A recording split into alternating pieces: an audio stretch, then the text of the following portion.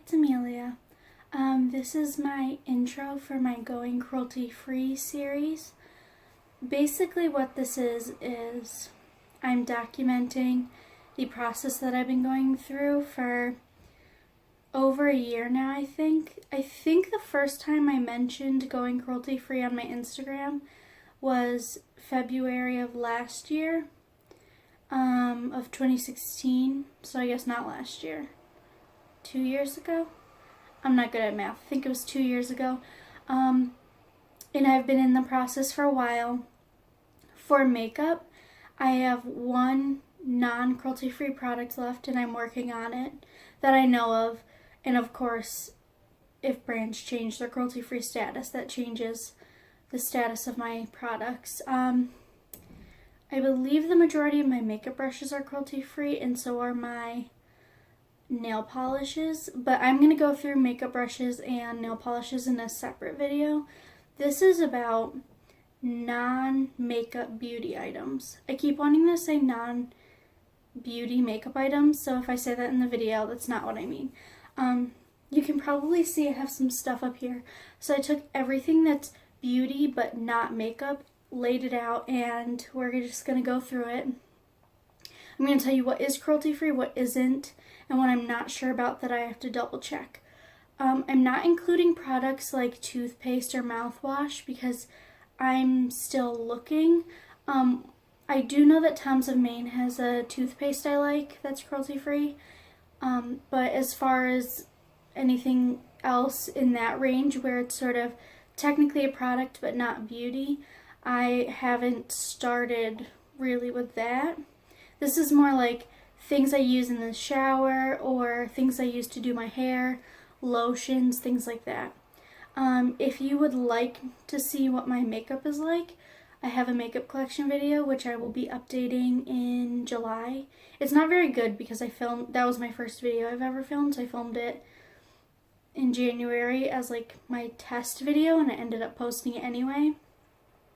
So that's going to be better next time and I'm going to have like at least this level quality or better when I do that. But if you want to see what I actually have, I have pretty much everything there except for what I got for, I got 3 eyeshadows from a friend of mine and then my birthday is coming up, so that's going to be another set of makeup items that aren't in my collection yet in that video. So I'm just going to get into it. But I do want to say before I get started, if you don't really get the concept of being cruelty free, basically the point is everything has already been tested on. I think Fira Nix talked about this in either a blog post or a video where she said everything's been tested on, even water, on animals. So the point of being cruelty free is to say, when it comes to something that's not a necessity, like beauty items, there's no reason to continue to test on animals. It's pointless, which makes it cruel, which is why it's about being cruelty-free, is buying from brands that are choosing to not test on animals when it's not necessary and to not sell in countries where testing is required, such as China. I believe it was when Too Faced announced they were being bought by whatever parent company. They were basically, some people are cruelty-free and they don't care what the parent company's doing. Some people are cruelty-free, but they require the parent company to also be cruelty-free. So what happened is they lost the people that want the parent company to also be cruelty-free when they made that move. And I believe they were saying in the post something about they're not selling in China. So, like, to them it doesn't count, meaning that they themselves are still cruelty-free. And I saw comments on it from people who were Chinese, either from China or have moved from there or of Chinese descent, saying, like, angry responses like, well, we don't want you here anyway. I think it was getting misconstrued what that meant. The only reason selling in China is an issue and the only reason brands will say we don't sell in China, it has nothing to do with like a cultural discrimination thing. It's just that based on Chinese law, if you're selling in stores in China outside of Hong Kong, there's a law saying the finished products have to be tested on animals. You can sell in China online or in Hong Kong, and that is not under that requirement. So that's basically what that means. There are a lot of brands that are like technically cruelty free, but because they sell in China and China is doing third-party testing, they're not considered cruelty free. If you want more details on how things are determined as cruelty free or not cruelty free, I would suggest looking at Logical Harmony's blog, because she's really informative. I could make a video on it if you want, but there's other resources from people that know more about it out there, so I'd rather direct you there. And all of my knowledge comes from them, so I'd rather just send you to the source that I get my information from. And in pretty much every cruelty-free video I've done so far, some of them aren't posted yet, I list the 4 main places I go, but I'll remind you in this one. I go to Logical Harmony, Fira Nix, or Fira's blog, Cruelty Free Kitty, and the Leaping Bunny list. PETA is not, in my opinion, a good list to reference. It's a good starting point because a lot of brands that are actually cruelty free are on PETA's list, but there are also brands that aren't that are on their list. So it's, if you want to use their list, just make sure you're double checking your information. I think one brand that I know Inglot is certified by PETA, but most places won't certify them because they refuse to check with their suppliers to see if they're cruelty-free. And I think there's one other, what is it called? Shea Moisture. As far as I know, Shea Moisture is not cruelty-free, but they claim they are, and I believe they're on PETA's list as well. So it's, for the most part, PETA has a good amount of overlap with actual cruelty-free brands, but it's just there's a subset of brands they back that are not cruelty-free. So I just want you guys to be informed about this and not just take it from me. So I've listed my sources and I listed the source I recommend not using, but feel free to look at all the sources you can find. If you Google cruelty-free makeup, you'll get a ton of blogs that you can look through. And your best bet is to pick the brands that all of them agree are cruelty-free. And when it comes to brands that only some say are, that's sort of a personal decision as to what you're going to do about that. So yeah, I'm going to get into what I have now. So what you're looking at right now is part of my pile of crap. So let's go through it. Starting off with this, Dove is not cruelty-free. And neither is their parent company.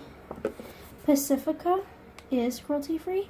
I have their face wash, their shampoo, their conditioner. These are actually the ones I'm using right now, so I'll put those back over here. I use their micellar water, if you can see that. I'm just going to stack these over here. I use their shave whip.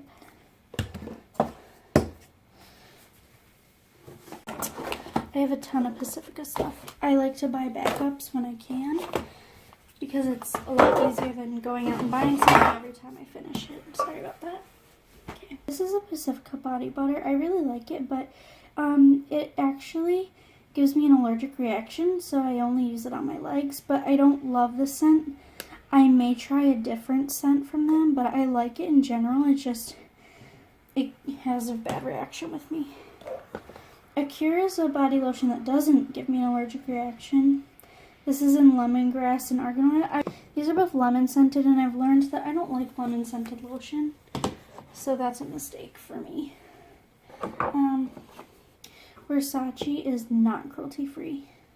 I don't think Victoria's Secret is either. The Body Shop body butter is cruelty free, and I really like this, so I'm going to get the full size. This is the 1.69 ounce size. I have 4 packs of these e.l.f. cleansing cloths, the makeup removers. This is in the old formula. If if you can see, it says the first two ingredients are water and propylene glycol. These ones are good. These ones have the little ring on them. The new ones are really bad, so only buy them if you can find this formula with the ring. This is the Jason body wash. I haven't tried the scent yet. This is unopened. But I like their body washes okay. They're not like the best thing ever, but they're not bad either. I'm going to continue to repurchase them. I've gone through 2 already. This is the Pacifica Hawaiian Ruby Guava perfume. This isn't that expensive, and I really like the scent. I have like this much left. This doesn't last as long as, say, Versace Bright Crystal, but I think that's just because it's not... I think very expensive perfumes tend to last longer. So I like the scent, but I want to try and find something that maybe costs a little more that stays longer. This is the Dry Bar Treatment Oil for Hair. I've been using this every day. It's actually like a lot smaller than I thought it would be, but I've been using it for a while, and I'm only down to about here. So I would repurchase that. This is also from Bath & Body Works. I think I have... No, actually, this is my only Bath & Body Works product right now. I really like it. It's the Shea It Ain't So Shea Butter Super Rich Foot Cream. If you know of a dupe to this, let me know because I love it. I have Tresemme Hairspray and Hair Mousse, and I would like to finish these because they're not cruelty-free. I do not believe Skintimate is cruelty-free. I prefer the Pacifica Coconut Milk Shave Whip because these kind of cans, like, I don't think it's that good for the environment, and I don't think I can recycle these. But if you look on the back of Pacifica products in this kind of tubing, they're both, say, 5, which means, at least where I live, you can recycle them. I do not know if Nair is cruelty-free, but I'm going to assume it's not because I haven't seen it on any cruelty-free lists. This should technically go with my brushes, but I have a backup 4-pack of these Real Technique sponges. I really love these. I have the Derma E Overnight Peel with AHAs. I have the Derma E Tea Tree and Vitamin E Oil. And I have the Derma E Vitamin C Concentrated Serum. These are all cruelty-free. This one I know works for my acne, so I know this is a good product. I'm not sure if these are actually doing anything for my skin. I'm still testing them out.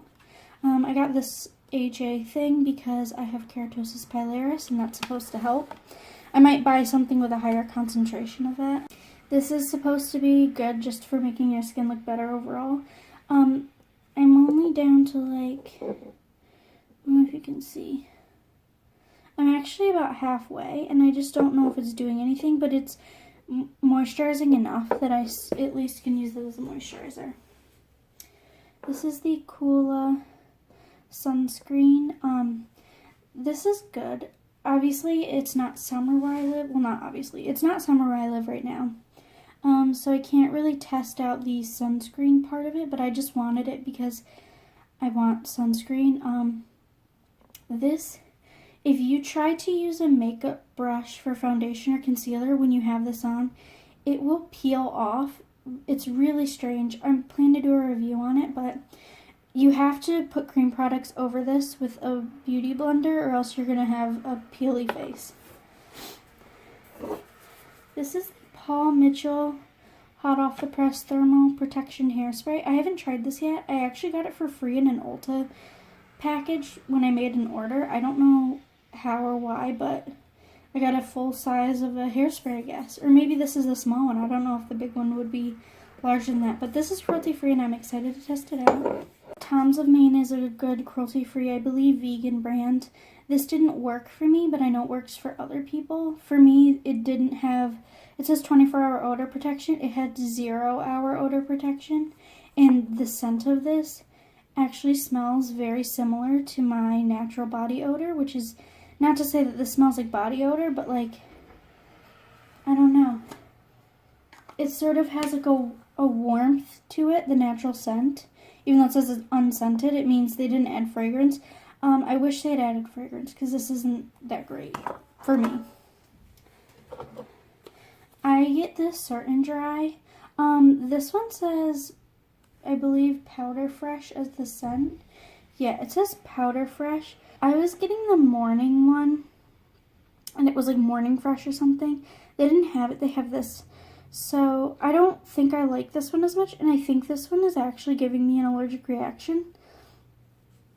But I'm not sure what's causing the reaction, so I'm going to keep using it, which I know is like a bad thing, but like whatever.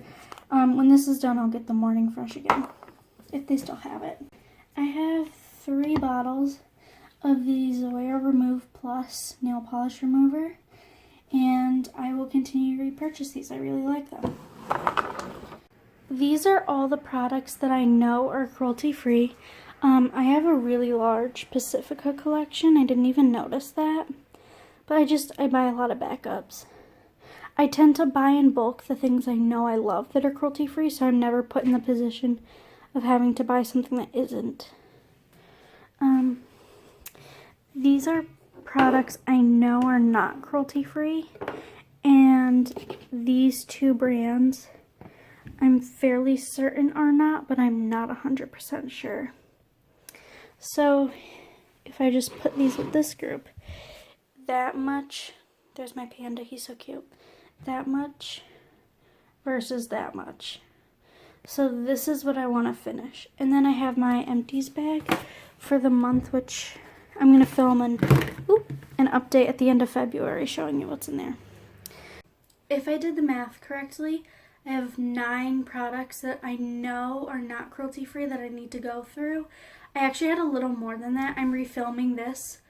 I filmed this the other day and it just didn't come out good, and I actually finished a few things, so it's already smaller than it was for that filming session. If you know of cruelty-free mouthwashes, let me know, because I was trying to figure out if Act mouthwash is cruelty-free and I couldn't find anything. Like, I was searching for a while and I just couldn't find any information on it. So yeah, that would be really helpful. If there's a specific type of item you want to have cruelty-free recommendations for by me, just let me know. But Logical Harmony is really good about having specific blog posts about items like mascara, deodorant, like dental care. Like, she has dedicated posts to listing all the brands that she knows of that are vegan, actually, because she's vegan. So she's a good resource. So is the other blogs that I mentioned, and Leaping Bunny is always a good source or resource of information. And if there's a cruelty-free brand you haven't seen me share either here or on my Instagram and you think I should try it, let me know. The only one I know of at the moment that a lot of people like that I haven't tried is Desert Essence. And the reason I haven't tried it is it's, for me, only available online. I can't go in store to get it anywhere. I prefer, because I make YouTube videos now and I do Instagram, I prefer to have recommendations for people based on what I can get in store, because for me it's easier to ask if somebody's going to the store for me, like my mom or something. It's easier to be like, can you pick this up, and then they're able to go in store and find it, versus being like, oh, I ran out of this item that I really need and I can only order it online and I need to spend this much to get free shipping, and then it's going to be this many days. Like, that's a lot, and I feel like I don't have a responsibility to, but I would like to take on the responsibility of recommending products that you can go out and buy right now.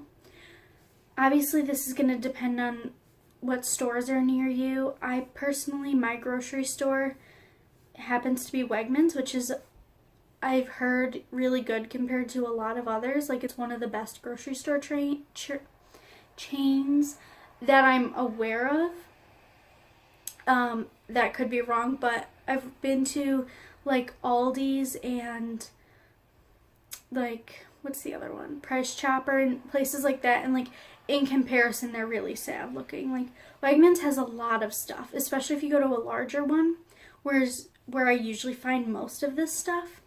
But the small ones tend to have like only non-cruelty free beauty and makeup, which is really unfortunate. I think e.l.f. is the only cruelty free makeup brand at the smaller Wegmans.